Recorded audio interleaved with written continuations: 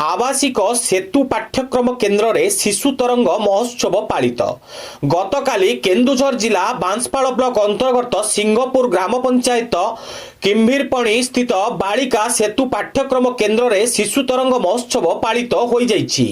प्रकाश थौ कि अस्त्रयर बांसपाड़ ब्लॉक कंबीरपसी स्थित परिचालित बालिका सेतु पाठ्यक्रम केन्द्र रे शिशु तरंग महोत्सव पालित हो जाइछि।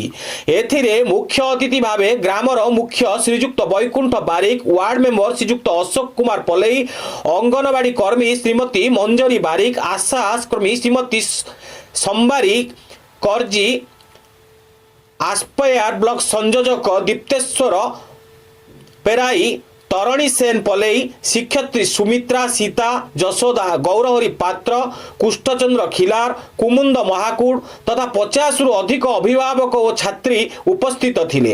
एथिरे छात्री माने निजर अंतर्हित गुण को प्रदर्शित करथिले, यथा चित्रांकन, रंगोली, मूत्रिका शिल्प, कला और हस्तशिल्प, खेलकूद, नाच गीत, अभिभावक मानक सह बैठक आदि कार्यक्रम होइतिला। एथिरे अतिथि माने शिक्षार महत्व विषय अवगत कराइथिले।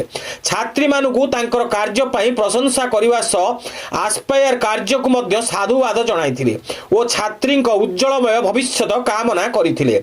बांसपाड़ू डोलानंद महांत रिपोर्ट अनुध्यान टीवी।